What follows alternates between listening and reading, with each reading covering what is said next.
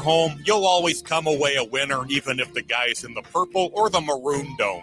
Call 952-0RES or go to ZeroResMinnesota.com and ask for the AM 950 special. Backward or forward spells the same. Zero Res. AM 950, KTNF, St. Louis Park, Minneapolis, St. Paul. When was the last time you had your roof inspected for extreme weather and hail damage?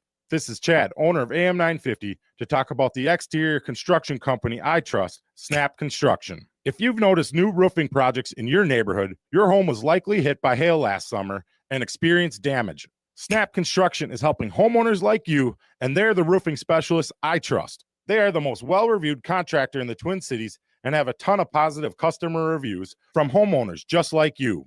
Even better, Snap Construction's installations are backed by a lifetime warranty, so you know you're dealing with a qualified roofing expert. You want to work with a company that will be here for a long time after the work is done. Snap Construction has handled thousands of claims and will help you through the process. Do yourself a favor and get a free roofing inspection so you have the facts and peace of mind you deserve. Call Snap Construction today at 612-333-SNAP. That's 612-333-SNAP, or visit snapconstruction.com. With your AM 950 weather, I'm Brett Johnson. Look for sunny skies today with a high near 78. Tonight, clear with a low around 60. And Saturday, sunny with a high around 74. Treasure Island has set sail at Children's Theater Company. Join young Jim Hawkins and the infamous Long John Silver on an adventure packed with pirates, sword fights, live music, and heart-pounding action. Tickets are going fast. Get yours today at childrenstheater.org. Again, that's childrenstheater.org.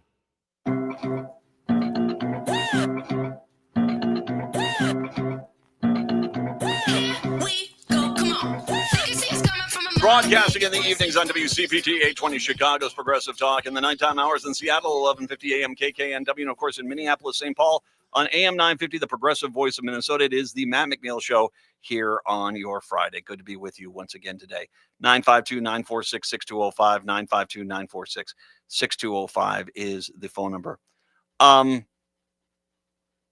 want to go through, there are a few things that kind of hit me from different angles, and it kind of gave me one larger issue I want to talk about in this next segment. And it's about Trump and making sure you understand exactly what his whole goal is right now. Everything he is doing is to prevent from being held accountable. I mean, it absolutely is. He is terrified of actually being held accountable for his actions. And I don't know how it's going to go for him, because history is definitely not going to be very friendly to him. I mean, you get places where for years they try to rewrite history, and it usually can last. I mean, even if you get the best case scenarios, it usually lasts maybe 30, 40 years, and then it falls apart, and then everyone stops, acting like Stalin was a great guy. It's like, no, he really wasn't. We all saw it, but, within Russia, I mean, he was labeled a hero of the working class, and he just wasn't. He was a maniacal dictator who tried to kill off half of his own damn population. Trump is, I guess he only wishes he was charismatic as Stalin. Trump is desperately going to, when Reagan left office, his approval rating was like 26%. Republicans spent millions of dollars revitalizing his image in the years afterwards to basically turn him into this conservative god icon that he became. I mean, the Iran-Contra thing really damaged him. And so he was wildly unpopular when he left office. But by the time you got to the first Clinton administration, they referred to him as he was one of the greatest presidents ever. Just don't pay attention to the Ollie North stuff. That was kind of him. That's what they had to do. There is no amount of money that they are going to be able to spend to put polish on that freaking pig. That's Donald Trump. There's just no way. You can't spray that pig with perfume and think people are going to think, wow, that's delightful. And especially as his most fervent base eventually over time, this is just how things work, pass away, tragically, sorry for the future. But as his most prominent supporters eventually age out and pass on, there's not going to be the people here so belligerent, and he will be listed as the worst president that this country has ever had. And as a matter of fact, people will be stunned at the fact that there are people who proudly voted for him 3 times when it was clear that he was just an incompetent boob. That's just reality. I mean, your grandkids are going to be sitting there, well, grandma and grandpa were racist pigs. I mean, it's just going to let you know that's what's going to happen. Once you're gone, all you Trump voters, when your grandkids are basically confronted with the balance of why did your grandparents vote for him? And they're just going to say it. Well, the easiest option is it's not nuances. Oh, they were racist. They didn't like black people. So that's what they're going to say. So good luck with all that. But Trump understands he doesn't want to be held accountable while he's still on this mortal coil of a planet. And he is terrified of 2026 right now. He is terrified. New polling data in swing states show the plurality of voters now favor Trump being impeached. Impeached. A figure that one journalist suspects will reach outright majority ahead of the 2026 midterm elections. If Democrats win 20 to 40 seats while only needing to flip 3 to take the majority of Trump's presidency is in the Senate, or in the House rather, Trump's presidency is effectively over, wrote the journalist Jason Easley. The opposition of this president in the presidency appears to be growing stronger. The pot is boiling, and boiling over moment will likely manifest itself next October. Conducted by Lake Research Partners and the Commission for the National Nonprofit Free Speech of the People, a new poll shows that 49% of likely 2026 voters in swing districts supported impeaching Trump. This is not about voting for Republicans. This is about throwing Trump out of office. 44% opposed. Additionally, the polling showed 56% of those same voters disapprove of Trump during his second term compared to 40% who approve. So basically, this is indeed woken up the silent voter who has been off on the side there. Trump is wildly unpopular. Now, don't get me wrong. I mean, first of all, let me make sure, and I'll just use the ungodly bad representative Pete Stauber, who represents the Minnesota 8th Congressional District, as an example. I already can tell you all the news media in this state, all the newspapers in the state, next year will say, why are you holding Pete Stauber accountable for his actions and votes? Wasn't it really the Democrats in the minority who were the problem? That's what you're going to get. You're going to get people stumbling all over themselves trying to say, hey, Pete Stauber down deep inside didn't want to vote for all the stuff that he gleefully voted for back then. He had some concerns, so don't hold him accountable. Do you know who you need to hold accountable for Pete Stauber votes? All those darn Democrats. That's coming. And it's coming in every district in Illinois, in Wisconsin, Minnesota, and Washington. It is coming in every district. Absolutely. Absolutely. Without a doubt in my mind. That's just reality. So Trump is looking at 2026, and he's got to say, how do I stop this? Story out of Minnesota today. U.S. Department of Justice is suing the Minnesota Secretary of State, and by the way, the best Secretary of State in the nation, Steve Simon, over his refusal to provide the federal government with a copy of the state's voter registration list. The lawsuit filed in federal court on Thursday will throw an ongoing dispute over the right of voters' sensitive personal information into court for judges to decide.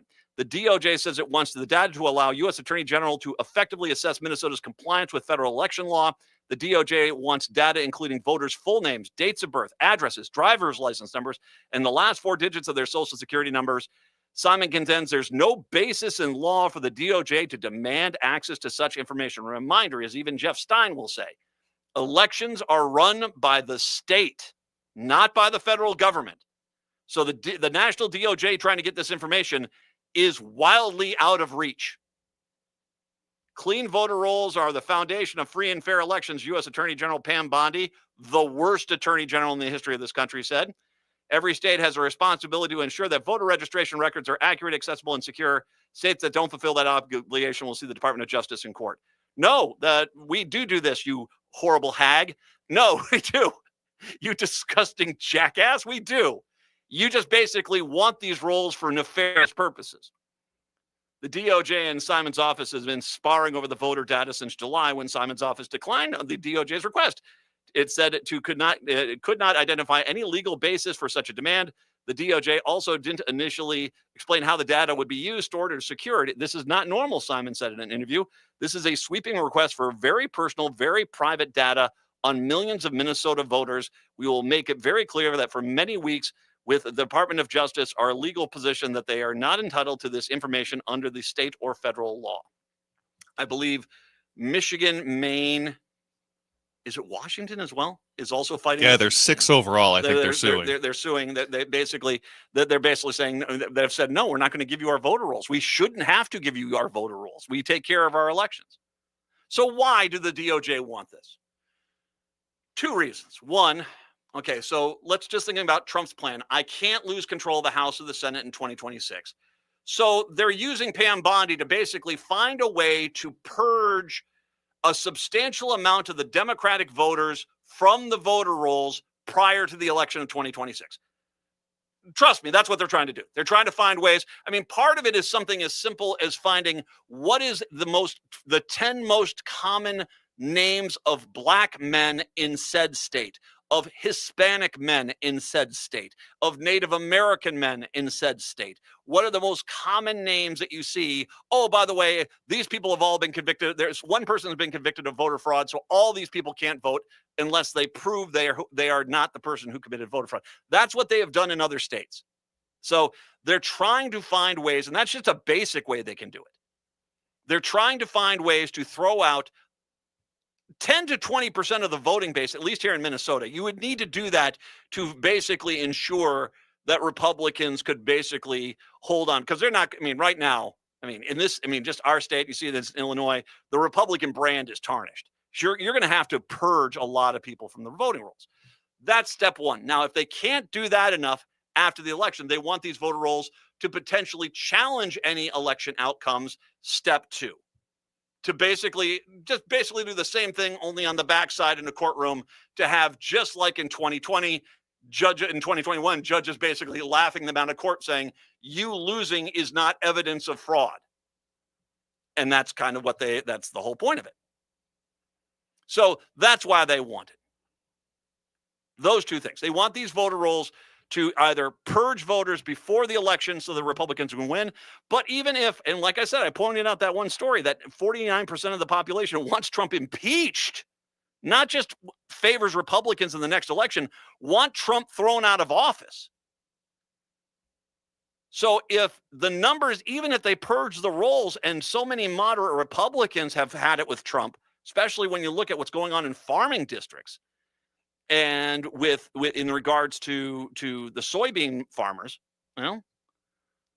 that's then they'll do it on the backside and say, okay, well, we lost this district, we lost this district, this district, this district. We have to find a reason to throw those districts out and throw this election out. That's what they're going to do. That is what they're doing. And by the way, as the Department of Justice does this, financial crimes, child sex crimes, drug crimes, none of that is being prosecuted right now. They're just not prosecuting anything. Everything is focused on basically making sure the petty little narcissistic president of the United States, the pedophile in chief, basically does not lose the House or the Senate in 2026. But there's going to come a point, if it goes the way I think it will, where the national media and the local state medias can't convince voters that, hey, that Republican that voted to screw you, forgive them. Now, if they can't convince that, and they can't find reasons to purge enough voters off the voter rolls that's going to save them, that they're going to stop this election. As a matter of fact, that's what I think this Pete Hegseth thing is about. I think that this is him calling in all the generals and the admirals and saying, here's the deal. I'm going to start deploying you guys to the cities, and you need to start ready to be shooting American citizens when we tell you to shoot American citizens. And if you don't want to do that, hand in your letter of resignation now. We'll find other people that will. That's what I think that this whole meeting is going to be about. It is laying the groundwork, because once again, here we are. We're September, almost October. They've got a year to basically stop what's going to happen in the election of 2026. They have 1 year to do this. And if they can't do it, that basically they'll just postpone the election. They'll declare martial law. They'll say there is no election, and they're going to do this. Now, what prompted me to bring this up as an issue and a topic is I got a response when I posted this about Hegseth that said, oh, they won't do that. Okay, let me explain what will happen. Let me do your timeline here. So Trump declares that there's not going to be an election in 2026 until people's passions calm down because he knows he would lose badly and he does not want to be impeached. And he does not want investigations into him. So he says, we're just not going to have an election. That Supreme Court will not stop it. What they'll do under this fake guise of earnestness will come on out and they'll say, okay, we're not going to stop Trump from delaying this election, but we're also going to say that the case needs to go through the court system with due diligence. We are going to demand that at every level, due diligence is given here. We're not going to stop the court case, but we're not going to put basically a stop to Trump halting the election. And eventually, likely in late November of 2027, the Supreme Court will come on out and saying, you know what? We have determined that Donald Trump can't do this. So, yeah, he should have had an election in 2026. But now we're past the off-year election of 2027. We might as well just keep this in place until 2028 when he is out of office, and then you won't be able to hold him accountable. That's what they're going to do. So I want to make sure we all understand this is about what the democracy is tilting right now, and it is starting to fall off the cliff, and we've got to be aware of that. It is the Matt McNeil Show. The independently owned Next Chapter Booksellers is the perfect destination for your next book. The friendly staff at Next Chapter Booksellers are great at making recommendations no matter your age or taste. Plus, they have frequent events including book readings and meet and greets with authors. And they sell more than just books. They have a wide variety of puzzles and games, too. So stop in and browse the store off Snelling and Grand in St. Paul. More at nextchapterbooksellers.com. This season, bring the whole family to see Irving Berlin's White Christmas. This smash hit musical based on the classic film returns by popular demand to delight you at Chanhassen dinner theaters. With loads of laughter and a stunning showcase of Irving Berlin songs, White Christmas is a celebration of the romance, friendship, and magic of the holidays. Make your plans today to see White Christmas. Visit chanhassendt.com. Twin Cities Con returns to the Minneapolis Convention Center for their 5th year, November 7th through the 9th. Twin Cities Con is a celebration of comics, toys, TV, film, art, cosplay, games, and all things nerdy. There's nothing like Twin Cities Con. It's also a family-friendly event where you can meet your favorite celebrities, browse the vendor hall and artist alley for the coolest merch, watch celebrity Q&As, and even more. Twin Cities Con is bigger and better than before. Come see from the Star Wars universe Ahmad Best, Rosario Dawson and Giancarlo Esposito, Brendan Fraser, and the cast of The Mummy, WWE Wrestling Hall of Famers Sting and Mick Foley, and the voice actors from the hit Disney series Phineas and Ferb, plus more guests to be announced. 3 days of action-packed fun in the heart of Minneapolis at the Minneapolis Convention Center. Tickets start at $50. Kids' tickets are just $10 for the entire weekend. VIP tickets also available, including a 3-day weekend pass, plus some really cool VIP perks. More guests will be announced. Buy your tickets and get more information at TwinCitiesCon.com. You're listening to AM 950, the progressive voice of Minnesota. End-of-life decisions are not easy to make. Hi, I'm Mary T. of Mary T. Hospice Care. It's important to make sure that this difficult time is meaningful and comforting to you and your loved ones. Our hospice team provides an individualized program of physical, emotional, spiritual, and practical care so your loved one is comfortable and not in pain. At Mary T. Hospice, we understand that choosing the right hospice care provider can be overwhelming, but we're here to assist you. Learn more today at marytinc.com. With your AM 950 weather, I'm Brett Johnson. Look for sunny skies today with a high near 78. Tonight, clear with a low around 60. And Saturday, sunny with a high around 74. Experience the comfort of Nightingale, your neighborhood bar and restaurant. Enjoy American classics like the famous Nightingale Burger, Ginger Tamari Chicken Wings, and Duck Pastrami Reuben. Open daily 5 p.m. to 1 a.m. with their full menu served until midnight. Takeout also available at nightingalempls.com.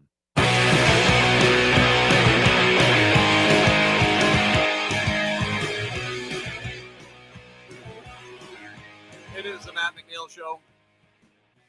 No, we have to be prepared for that. I mean, that's the whole goal. Trump is everything he is doing right now is to prevent from ever being held accountable again.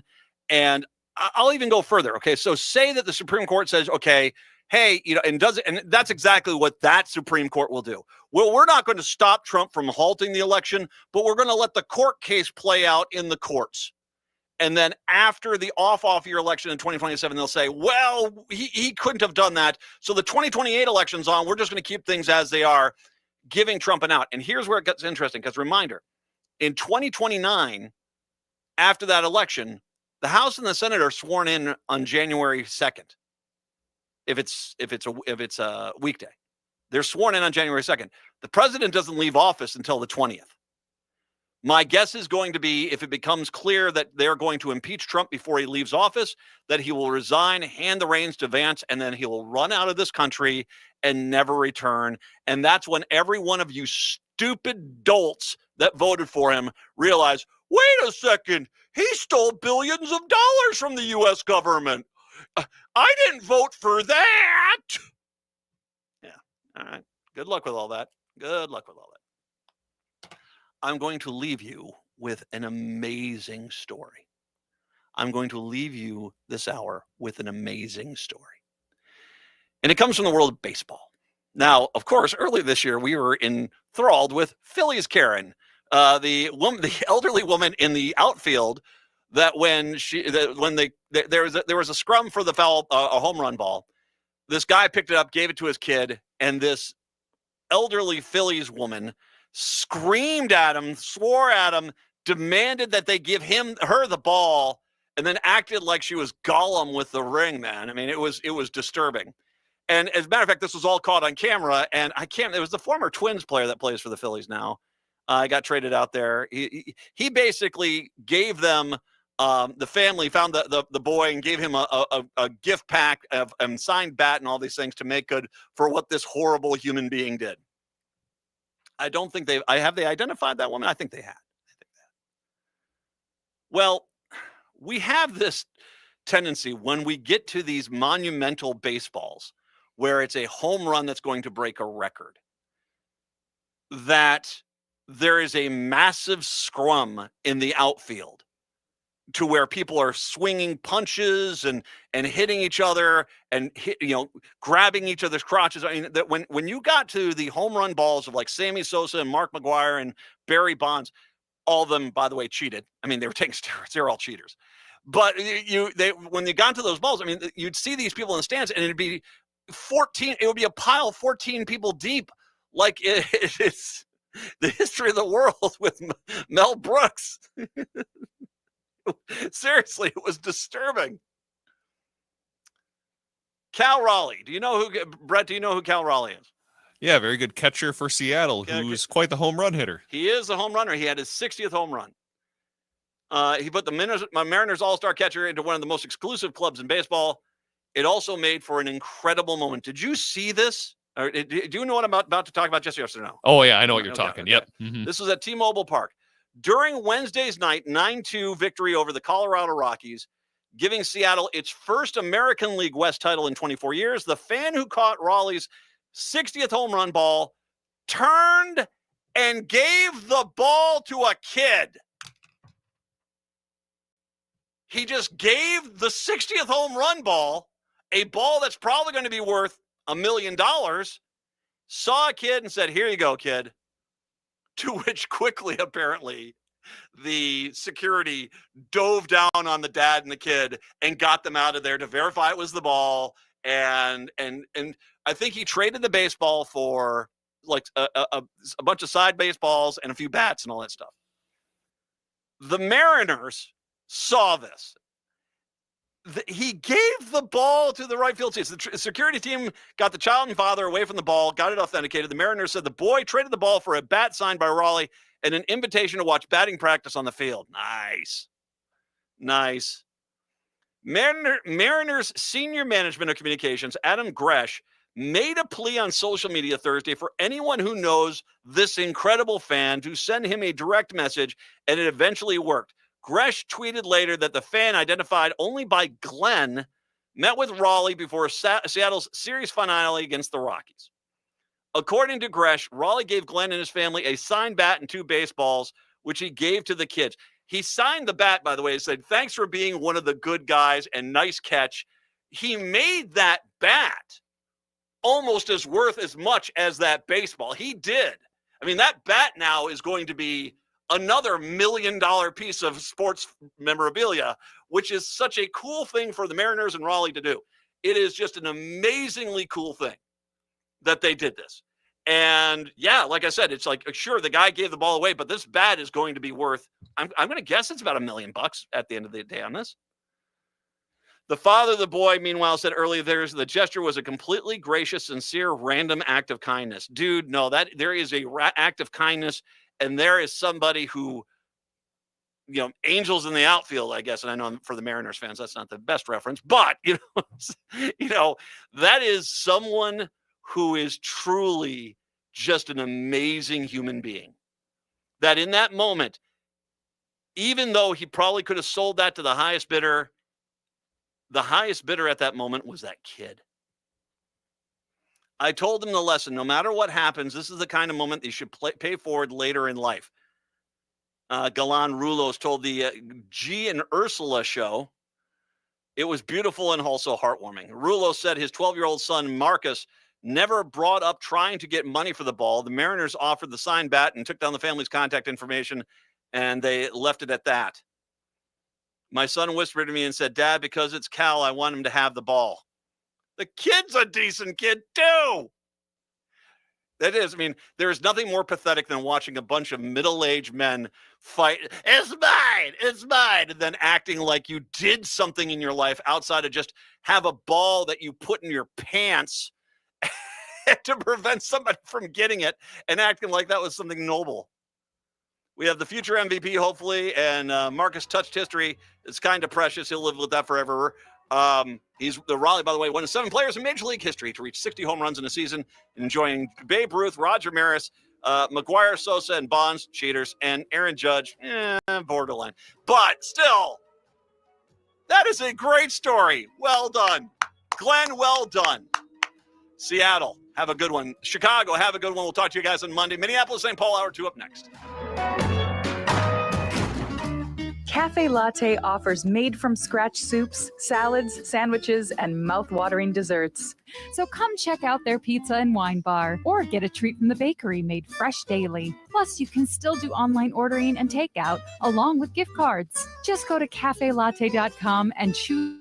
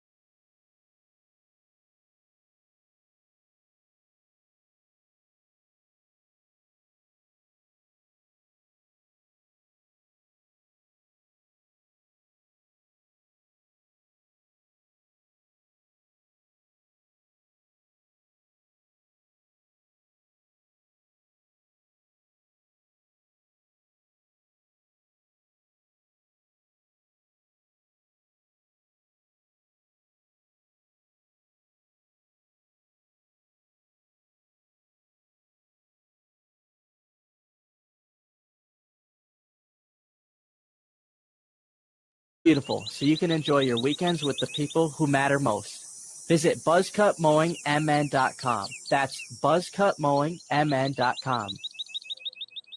With your AM 950 weather, I'm Brett Johnson. Look for sunny skies today with a high near 78. Tonight, clear with a low around 60. And Saturday, sunny with a high around 74. Don't miss Sasha Colby's Stripped 2 Tour, an electrifying blend of dance, storytelling, and drag artistry at the Fillmore, Minneapolis on October 9th. Listen all week to the Matt McNeil Show for chances to win tickets. You can also purchase tickets at thefillmoreminneapolis.com. That's thefillmoreminneapolis.com. Portions of the following program may be pre-recorded. Hour number 2 of the show here on your Friday. Michael Broadcorp's going to stop on by. I'm going to ask him before it's like, does Mike Lindell actually resonate with the Minnesota Republicans? I'll get to that here in a little bit. I'll get to that. He'll be joining us. We'll talk Vikings, and just for everybody out there, because I actually had someone said, I don't listen to your station or much. Okay, trust me. Pound for pound, my show is the best political show you're going to hear in this city, and I'm biased, I know, but we have tons of political talk. You can follow my social media posts. There's tons of the political talk there. You're all over the place. For my freaking sanity during this Trump administration, I need to have a little break like this once a week. Plus, I got some dancing too. Yeah, I was just going to make that comment. Yeah, it's for your sanity. I mean, to talk about this political news day in and day out it's tough. That's mentally. why the Cal Raleigh song story was so amazing to me. I was like, oh my God, this is so good. I got to talk about this. And I was actually excited about this because, yeah, it's slightly depressing talking about Trump's methodical plan to basically take over this government and never allow another election to ever happen again. And that Supreme Court going along with it. And that Republican Party saying, well, I don't want to get in the way of this. I mean, if a Democrat would have done this, I would have said a thing. Come on. Or the fact that the Epstein list now, hey, guess what names are on there? Elon Musk, Peter Thiel, Steve Bannon, and, well, we all knew Prince Andrew was on there. But, you know, I mean, he, like I said, he's got frequent flyer miles on that Epstein plane. Dear Lord. So it's depressing stuff. If I can just focus on football for a little bit, and we got a lot to talk about. They're playing, and Vikings are playing in Dublin on Sunday morning. Have you ever been to Ireland? Not to Ireland, no. The godparents of my kids are Irish in Ireland. Nabla Loftus and Dermot Flanagan. And Dermot, we have him on for St. Patrick's Day. Oh yeah, every year. Dermot's the godfather from all 3 of my kids. And Nabla's sister Roisin is the godmother for my youngest daughter. And I love them dearly. I've been to Ireland 5 times in my life. And you step off the plane, and there's, well, not right off the plane. I mean, if you're at Dublin International, I mean, it's an airport. So, but you get into Ireland, and you get this magnificent, warm smell. And it's the peat moss. They burn peat moss over there. They burn it like we burn logs here. And it just has this wonderful, soft, mellow smell.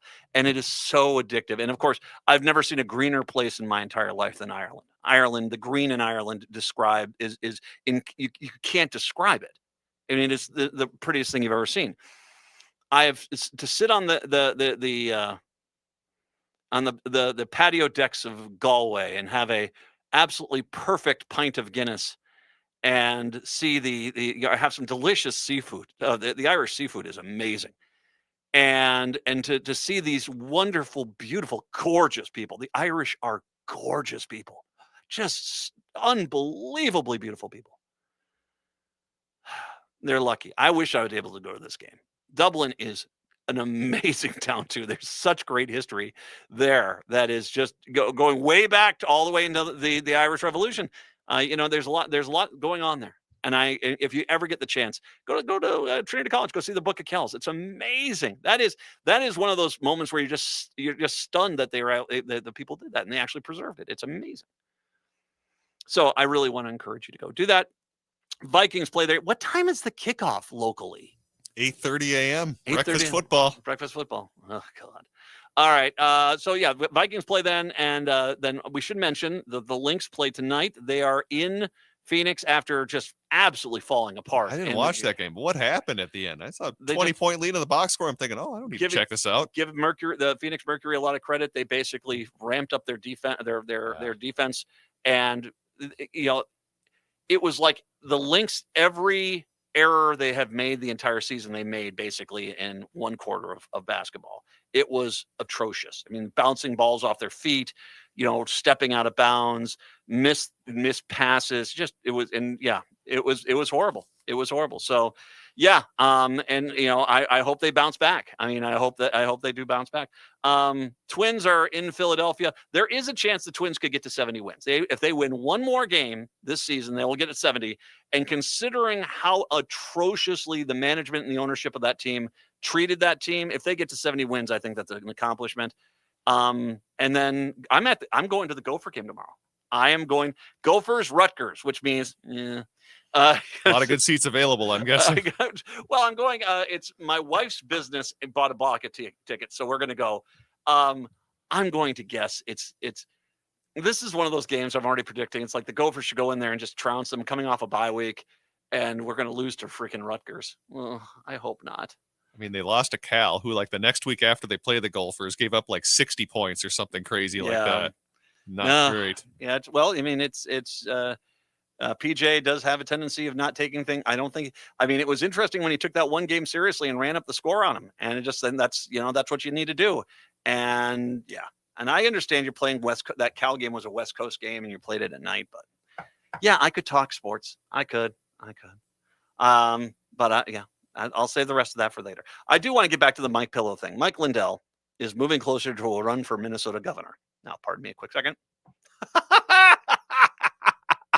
Oh, no, not that. Not Mike Lindell. Not Mike Lindell versus Tim Walz. Oh, no. Oh, no. Anyway, he says he's reestablished residency in the state after recently living in Texas. Lindell, who says he owns homes here and in Texas. How do you own two homes, dude? You owe so much money. Never mind. He acknowledged earlier this year he needs to reestablish his Minnesota residency to run for governor. Candidates for governor must live in the state for at least 1 year before the general election.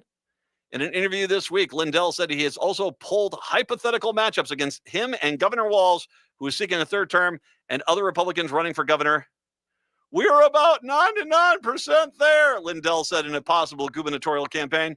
I love the state. I love the country, and I'm the only one that can win. He is just so earnest in this. This is just great. That would be a shame if the opportunity slipped by. He does remind me of the Undertaker's henchman from the WWE. He does. Who is that guy? Do you remember that? Oh, Adam's going to chime in if I don't get this. Is it Paul Bearer? Paul Bearer. Yes, that's right. Yeah. It does look like Paul Bearer. Paul Bearer decided to sell pillows. That's it.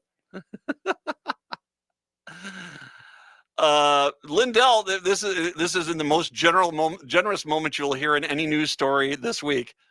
Lindell could be a contender for the GOP nomination in Minnesota with his name recognition, his close relationship to Trump, and his promotion for debunked election fraud theories.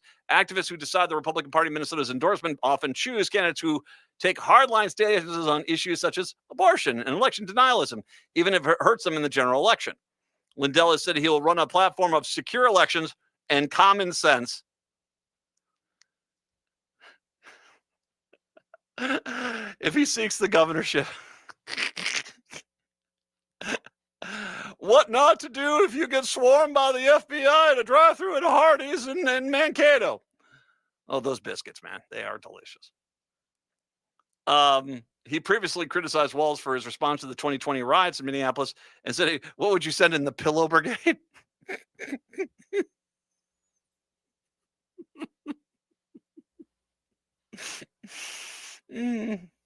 Well, he criticized Walz the riots and said Minnesota's education system has worsened during the DFL governor's tenure. Other Republicans running for governor in Minnesota include the 2022 nominee, Scott Jensen. That's right, the witch doctor. Which kind of doctor is he going to be? A quack or an actual doctor? The GOP state representative, Kristen, I'm a suburban mom, Robbins, who, by the way, has already said that she's Trump, who the second after, if she does win the nomination, will be like, Trump who? There's no way on the planet you're going to be a close Trump ally and win Minnesota. businessmen Kendall Qualls, former U.S. Naval Intelligence Officer Philip Parrish, and retired mixed martial arts fighter Brad Kohler. Once again, you Republicans coming in with that strong lineup. In the statement Friday, Minnesota DeVal Chair Richard Carlbaum said, actually, no, he did not say that. That is me making a joke. He said he called Lindell extreme and conspiratorial. Yeah, he is. Yeah. I don't know. I mean, do we know when is the election, the voting machine company trial against him? When does that verdict come down? Oh, that still hasn't come down? I don't think he's been. I don't think he has. He's been that. I don't think that verdict's come down. How much he's going to owe them for this? I mean, he's in trouble there. That's not good. Well, I mean, if that happens right before the election, come on, that would be just delicious. And maybe this is the plan: is that he says maybe I can run for governor and then basically somehow stave off all these problems. I mean, the guy in the White House kind of proved that does work to a degree. I don't know. I don't think you're going to get too many people that are going to be willing to sell off the state parks, for the highest bidder or anything like that. So anyway, there you go. Mike Lindell running. I'm going to talk to Broadcart before we get into the Vikings talk. I'm going to say it does. I don't think even Lindell resonates there. I mean, there's a guy like White, Royce White. He is that frothing at the mouth guy that basically Republican. I mean, one of the base core of the Republican Party wants people that are going to walk up to somebody and slap them in the face. That's what they think is. They think that if they're not going to respect you, and we already know they're not going to respect you, just walk up to them and punch them in the face. That's kind of the mentality that Royce White. Now, I'm not saying that's what Royce White does, but I'm saying that's although he did basically when Angie Craig went up to try to shake his hand, basically refused to shake her hand and stuff like this. Apparently at the state fair. But, I'm not saying he is like that, but that's what he appeals to. He appeals to people that are petty, small, and vindictive and just want to see the other side suffer. And the reality is that's a good chunk of the people that pick who is going to be the nominee. And I think that there is a very strong chance that Royce White is the nominee a second time around for the Republicans against whoever the Democratic nominee will be. Lindell, I think he's kind of worn thin. And I mean, when I look at the list of candidates there, I think, it probably is going to be Jensen again. I will be, because there's misogyny within the Republican Party. That's a known. And so I don't think Kristen Robbins, and of course, obviously, if you're outstate Minnesota, you're going to just label her as a suburban woman. She's just a Twin Cities hack that's immediately going to cave to the Democrats, to try to win the metro area as opposed to stay with conservative values. That's why she's trying to present herself as the most Trumpiest Trump woman that's ever Trumped at this point. I mean, that's who I'm going to guess. But God, if it would be hilarious if Lindell did run and they just by the hair of his teeth squeaked through and became the nominee. Wow. 952-946-6205, 952-946-6205. I'm going to get a break right now because I want to come back. There's a little bit of a lengthy story from the Star Tribune that I want to get into about the shooting that happened at the homeless encampment, and we now know who is responsible and what exactly happened, and I want to break that all down. 952-946-6205. We also have some tickets to give away to Sasha Colby's Strip Tour, the tour coming through to the Fillmore on October 9th. Thursday, October 9th, I got 2 pairs of tickets to go see Sasha Colby, the Strip 2 tour. Of course, she is the winner of season 15 of RuPaul's Drag Race. Her tour is a mix of dance, storytelling, and drag artistry at the Fillmore Thursday, October 9th. Listen for your chance to call in. I got 2 pairs of tickets to give away, so listen for your chance to call in for that. 952-946-6205. We'll take a break. Come on back. It is the Matt McNeil Show. Hey, Dad, when you gonna stop playing? Turn to Auto Technical with your vehicle donation. Even though Auto Technical is a small nonprofit, we have helped more families with transportation than any organization in Minnesota. Since 94, we have reconditioned donated vehicles so they have a higher tax benefit. Call Richard at 612-919-5526, 612-919-5526, or autotech.org. This is no bedtime story. It's Treasure Island, a thrilling stage adventure packed with sword fights, secrets, and the lure of buried gold. Join young Jim Hawkins and the infamous Long John Silver as they set sail on a journey where trust is tested and danger lurks behind every wave. Live on stage at Children's Theatre Company, September 9th through October 19th. Tickets at childrenstheatre.org.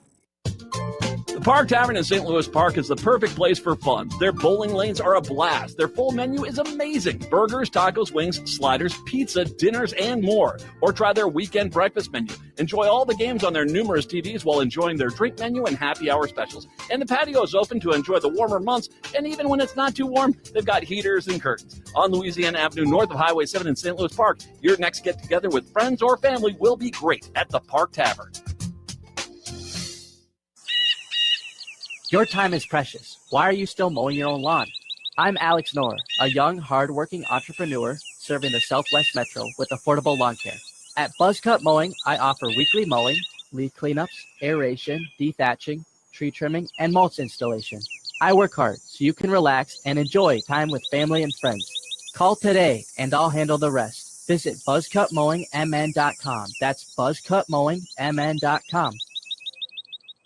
Twin Cities Con returns to the Minneapolis Convention Center for their 5th year, November 7th through the 9th. Twin Cities Con is a celebration of comics, toys, TV, film, art, cosplay, games, and all things nerdy. There's nothing like Twin Cities Con. It's also a family-friendly event where you can meet your favorite celebrities, browse the vendor hall and artist alley for the coolest merch, watch celebrity Q&As, and even more. Twin Cities Con is bigger and better than before. Come see from the Star Wars universe Ahmad Best, Rosario Dawson and Giancarlo Esposito, Brendan Fraser, and the cast of The Mummy, WWE Wrestling Hall of Famers Sting and Mick Foley, and the voice actors from the hit Disney series Phineas and Ferb, plus more guests to be announced. 3 days of action-packed fun in the heart of Minneapolis at the Minneapolis Convention Center. Tickets start at $50. Kids' tickets are just $10 for the entire weekend. VIP tickets also available, including a 3-day weekend pass, plus some really cool VIP perks. More guests will be announced. Buy your tickets and get more information at TwinCitiesCon.com.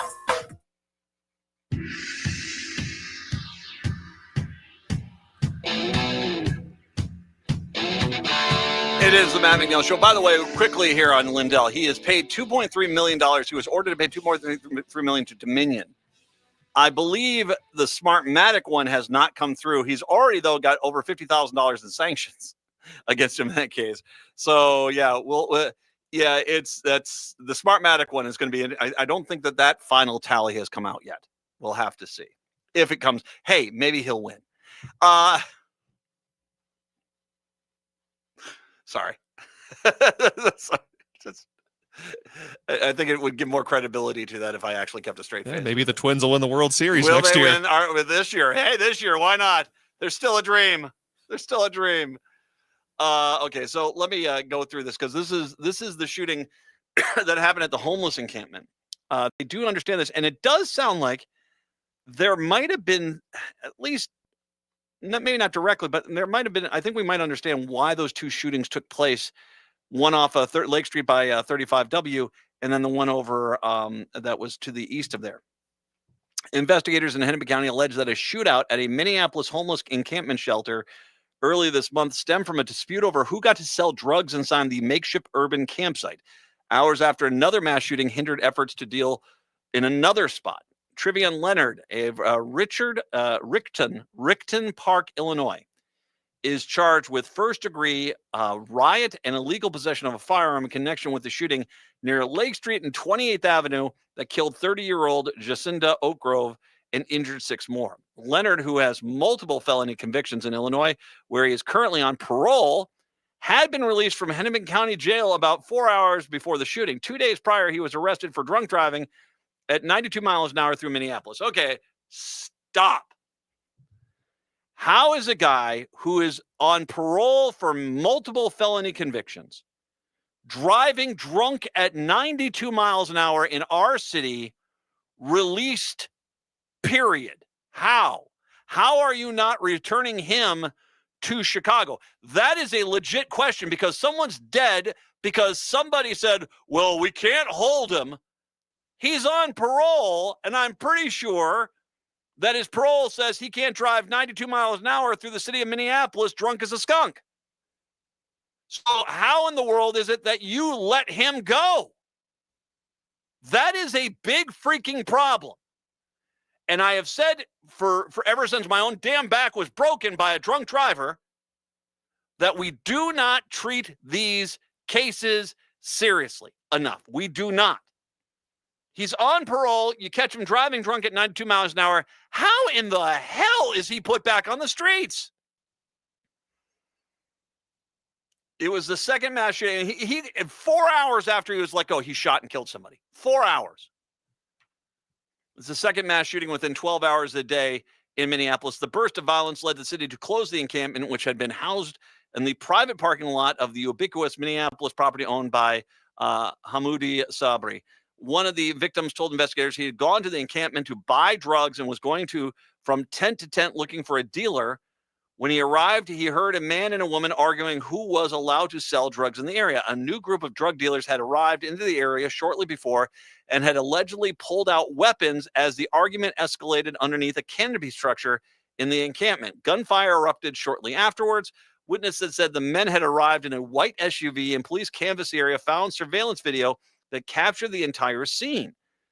People with both drug crews were shot in the melee, as were innocent bystanders. So although there were some innocent bystanders, it wasn't someone just spraying a homeless encampment. This was in a gang, a drug dealing gang war, and it sounds like most of the victims were from the gangs.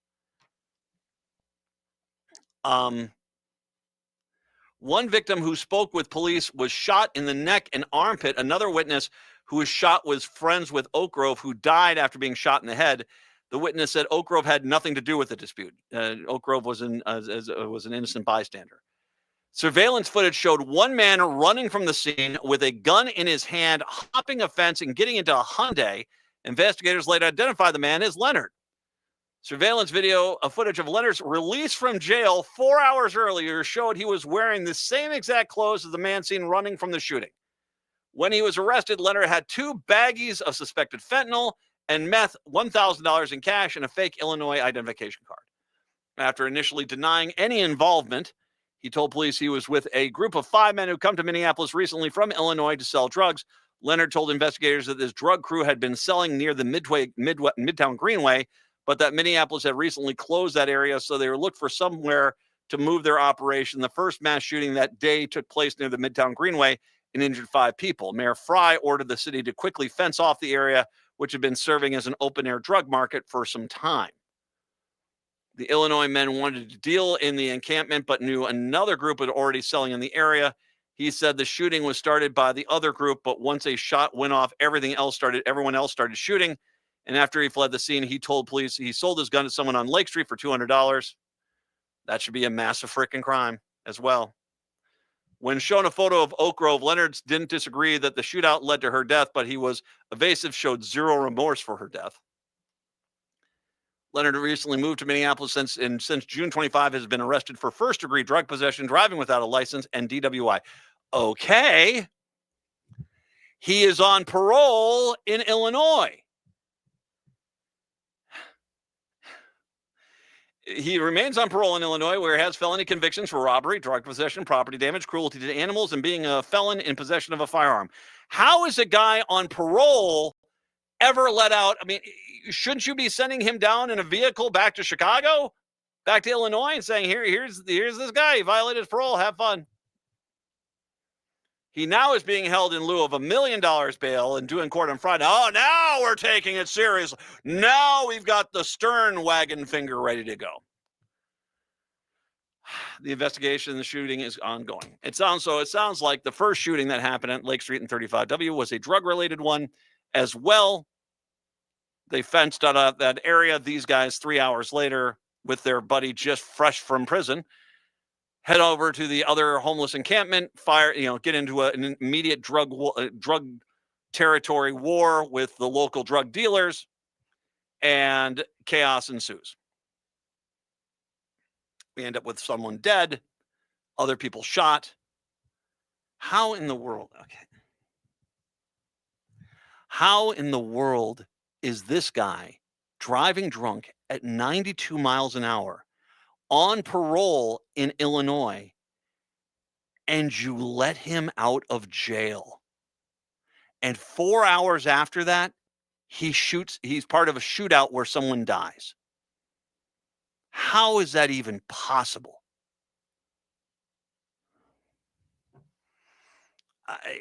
Someone has to explain this to me. Someone has to explain how a guy who's on parole in Illinois is drinking and driving at 92 miles an hour in the city of Minneapolis and is even allowed to go back outside again, is not immediately put into a transfer vehicle and sent back to Illinois to serve out the rest of his time, because clearly that's a parole violation. I mean, sometimes it's just comical how broken the system is. And okay, even if you don't want to send him back to Illinois, there's got to be some way that you can say to yourself, well, you're on parole in another state. You just did this. We're not letting you out soon. We're going to hold you for a few days. This story does answer some questions of what happened, but frankly, this actually creates far more stories. So we'll leave it at that. We'll take a break. Come on back. I'm gonna ask Michael Broadcorp about Mike Lindell. Does he really think he has a chance? But then we're gonna get into the Vikings playing the Pittsburgh Steelers in Dublin Sunday morning. We'll talk about that when we do return. It is the Matt McNeil Show.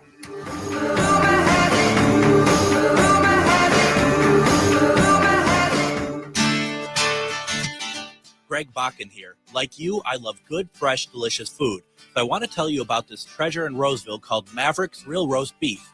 Maverick's has the best roast beef sandwiches I've ever had. Made fresh every order. Add fries or onion rings dropped in the fryer when ordered, and you have a winning combination.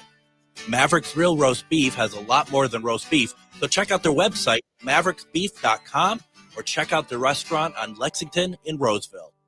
History Theater's new season opens with a celebration of one of Minnesota's own. Don't miss Doris Hines. Now through October 12th in St. Paul, experience a vibrant tribute blending live jazz, powerful storytelling, and the life of Doris Hines, mother, performer, and icon. With dynamic music and a stellar cast, this world premiere spans local stages and global reach. Discounts are available for students, seniors, and veterans. Don't miss this unforgettable premiere. Find details now at historytheater.com. When was the last time you had your roof inspected for extreme weather and hail damage? This is Chad, owner of AM 950, to talk about the exterior construction company I trust, Snap Construction. If you've noticed new roofing projects in your neighborhood, your home was likely hit by hail last summer and experienced damage. Snap Construction is helping homeowners like you, and they're the roofing specialists I trust. They are the most well-reviewed contractor in the Twin Cities and have a ton of positive customer reviews from homeowners just like you. Even better, Snap Construction's installations are backed by a lifetime warranty, so you know you're dealing with a qualified roofing expert.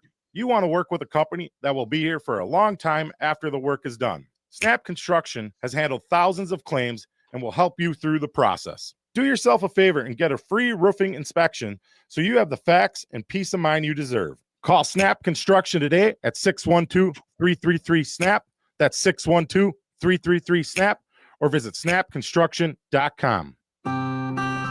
Find a wide selection of outdoor hearth products at Woodland Stoves and Fireplaces. Whether you prefer wood or gas, Woodland Stoves has the fire to fit your home. Pizza aficionados know nothing matches masonry oven baking for capturing flavor and nutrition. Woodland Stoves and Fireplaces can easily install one in your home or business. Enthusiasts use these ovens year-round for bread making, wood roasting, even grilling. The mission and passion of Woodland Stoves and Fireplaces is to make the fire work for you. The way humans relate to fire is primordial. We have used fire to warm our bodies, cook our meals, and kindle our spirits. Our team has the know-how to do this in a clean burning and environmentally smart way. Visit our store and experience the diversity. We have over 35 working units on display at the corner of Riverside and East Franklin. See us online at woodlandstoves.com. Find the fire that fits and works for you. Woodland Stoves and Fireplaces, out of the ordinary products and services since 1977.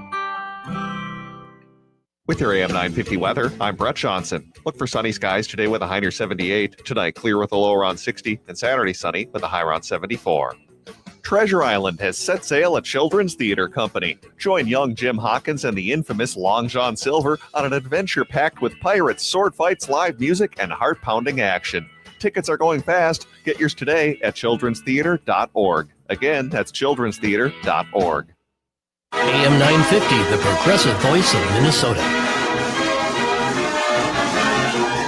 It is that time once again. We'll get to that in a second. Actually, first things first, though. Sasha Colby is coming to the Fillmore in Minneapolis live for her Stripped 2 tour. That is going to be October 9th at the Fillmore. If you would like to go see Sasha Colby, callers number 5 and callers number 6, you'll each get a pair of tickets to Sasha Colby at the Fillmore Thursday, October 9th. Good luck with that. Caller 5 and 6, 952-946-6205, 952-946-6205. Michael Broadcorp is, of course, a man we have on the air to talk politics all the time, generally from the Republican point of view, but as well, also, he is our Vikings correspondent, and he is ready to talk about the Vikings in Pittsburgh and Dublin, Ireland. But before we get to that, I do have to ask you about Mike Lindell. Is there enough support within the Republican Party to where he could do a Royce White and kind of be this outsider candidate? There's no question based on what I saw the story and some clips that I posted that Lindell is giving this serious consideration. And there's no reason to think that if he got in, that he wouldn't be a very strong contender for the endorsement. He is like, to Republicans, he's like Harold Hill, the Music Man. I mean, he's just coming into town, selling those trombones and the trouble that's going on in River City. And so I think he would really throw a wrench, I think, in the Republicans, I think, hope that 2026 will be a good year in terms of candidates for them. And there's no reason not to take him seriously. He would be, once again, and we've seen candidates like this, like Royce White back in the Senate race against Klobuchar. It would be instant toxic past the primary, though. I mean, it's correct. It's incredible. It'd be very hard he's not going to pick up, I think, a lot of those independent voters and the middle of the road voters. He's probably only going to have that fervent Trump base is going to be his backing. But once, as you said, the fervent Trump base is basically who picks the primary candidates. Yeah, absolutely. I mean, this is, I mean, he would be well-funded, assume he could be reasonably funded in terms of spending money in a governor's race.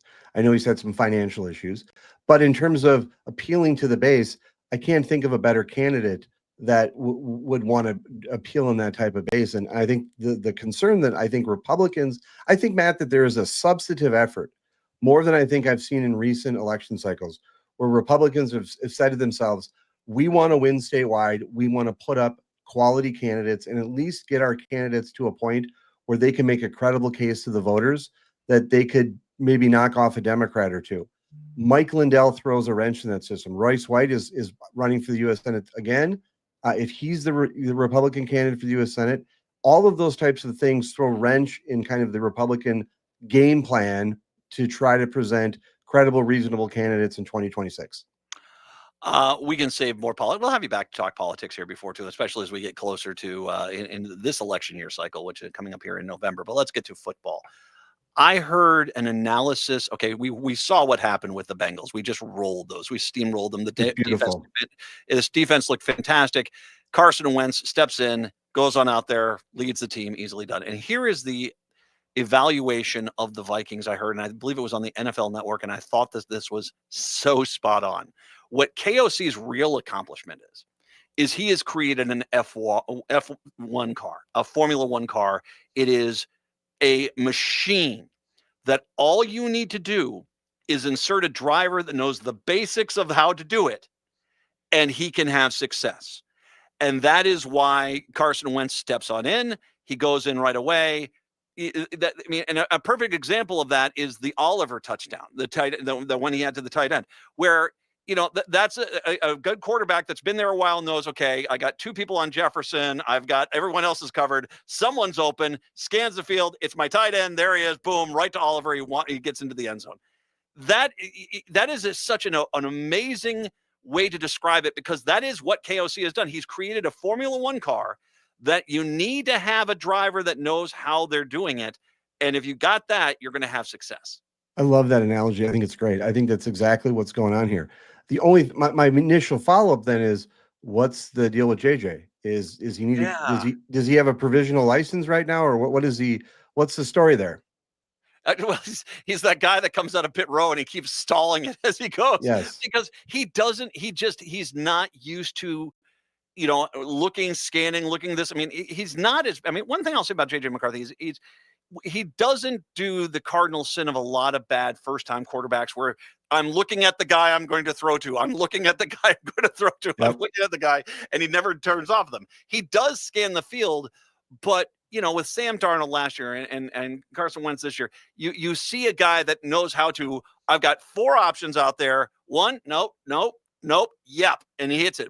And that's the case, is that and if you can do that, it's there. Now, I'm not saying you dump JJ. As a matter of fact, my thought is this, is if JJ can play, I would rather have JJ come back in London versus the Browns versus come back to Minneapolis 2 weeks later to take on the Eagles. I think that would be my better option. I would hope that he is healed up and he gets in there.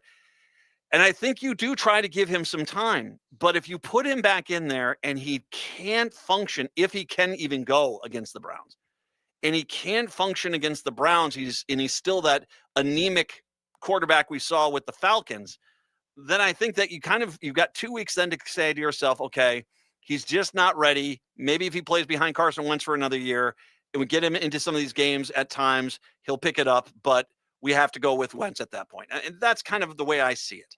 I think that's great. And one thing that I will say, and something we discussed last week, I think this Formula One analogy, I think is spot on.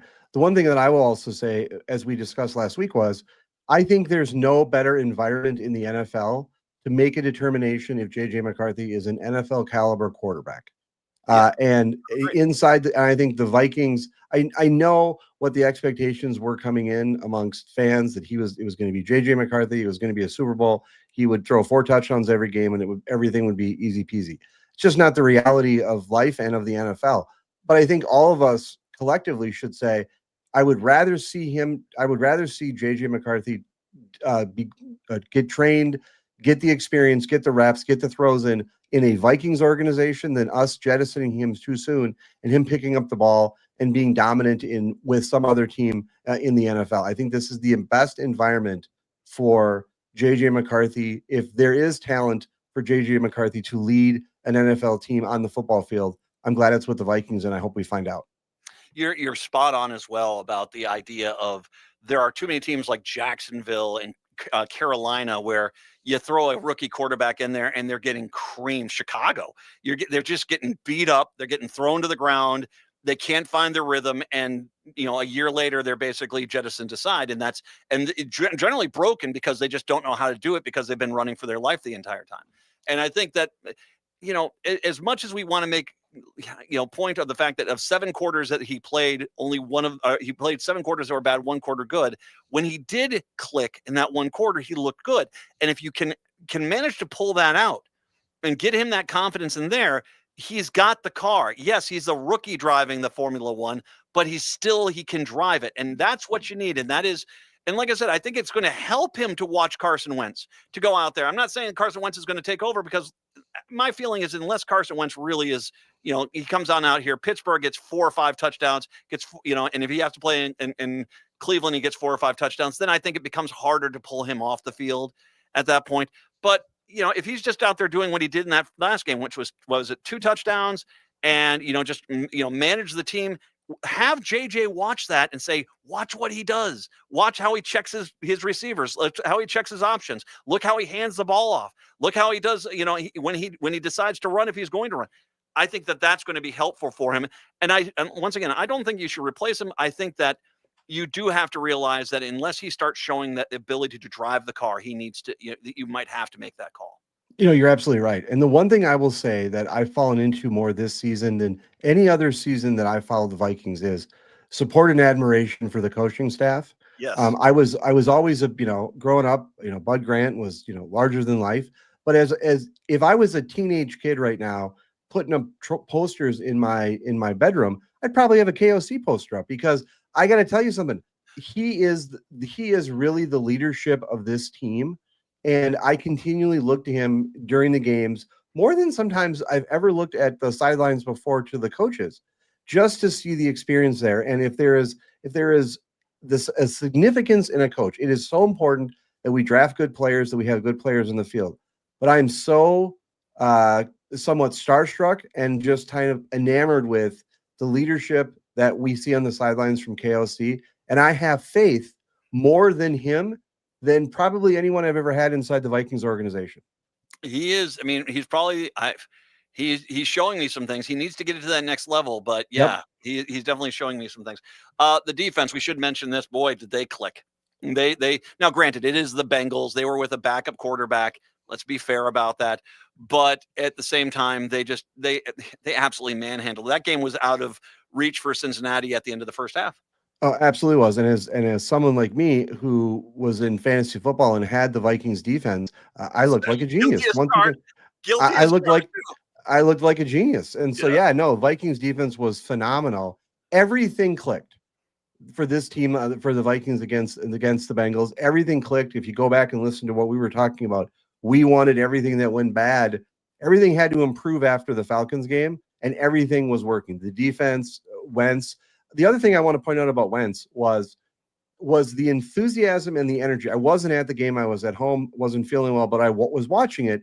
The enthusiasm and just the force that he went down the field, scoring on that opening drive, is exactly the tone that needs to be with that Vikings team.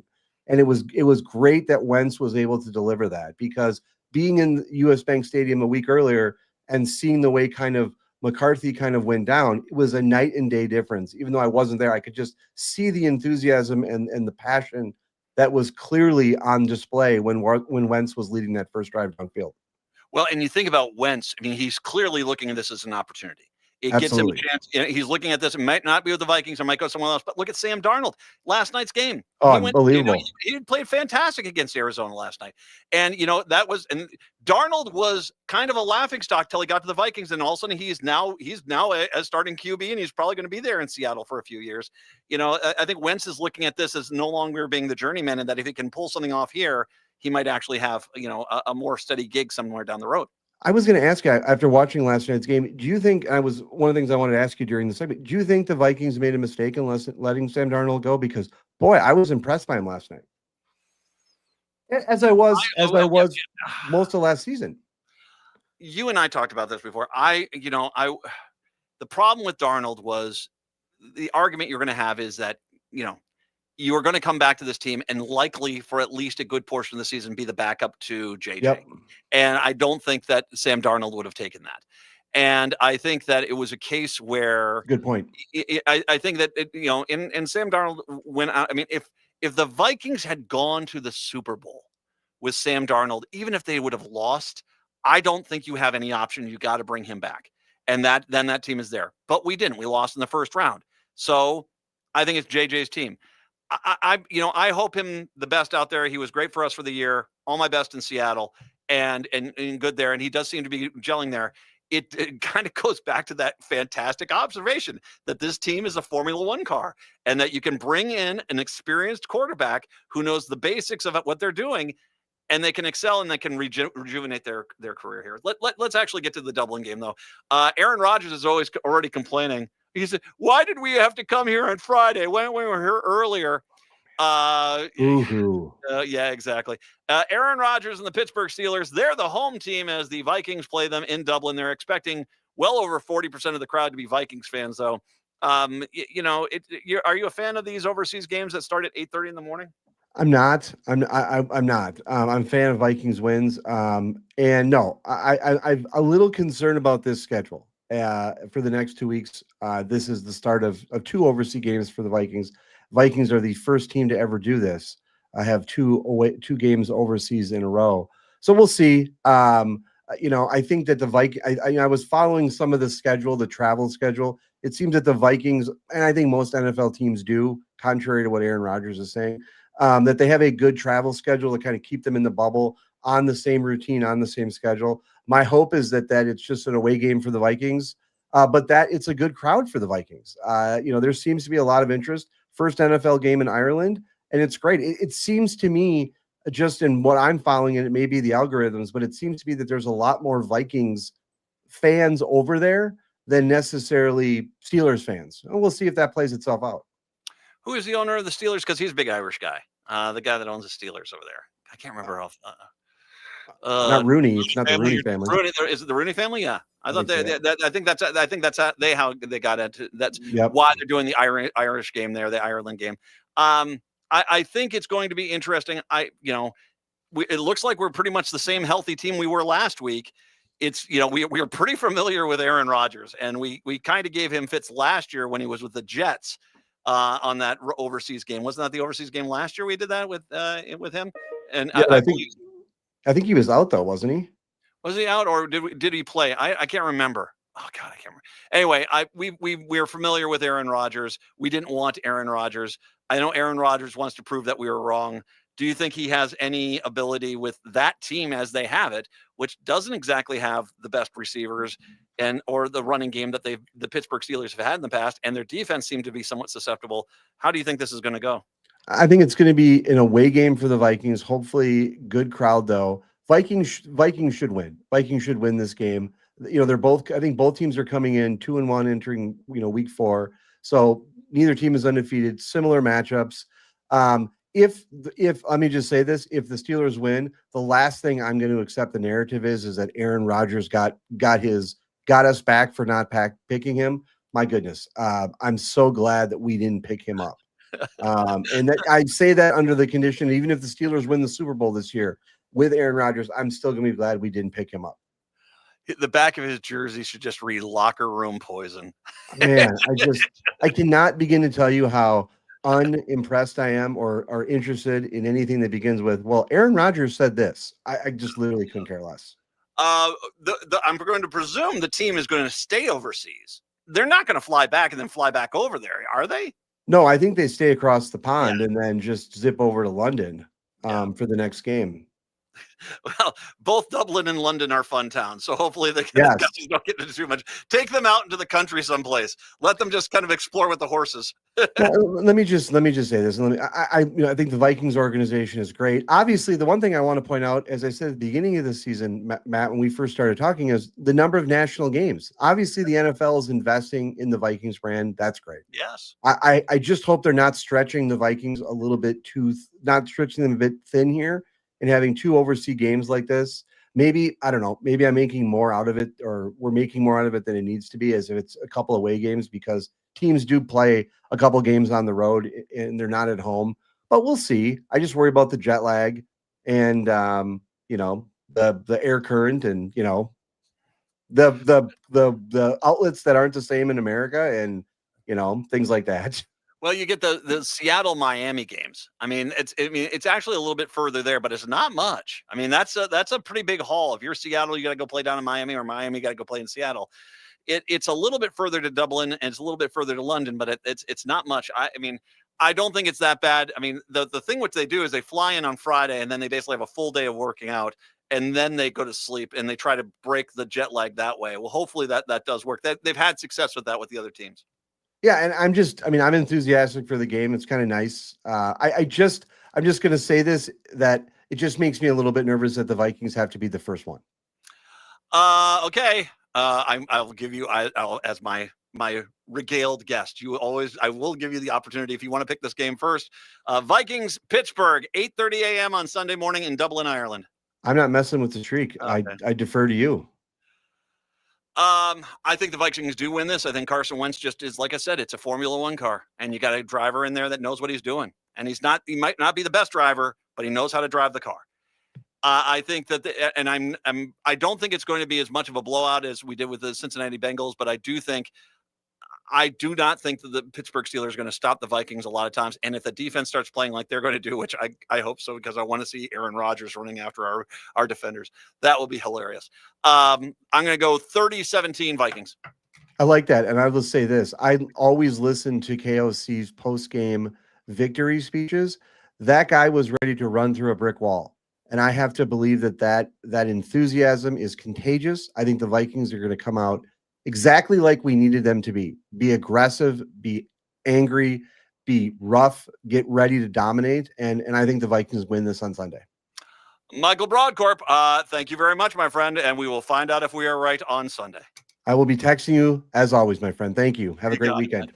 Take care. Michael Broadcorp, the Vikings Report. We'll take a break, come back, a little dancing when we get finished. It is the Matt McNeil Show on your Friday.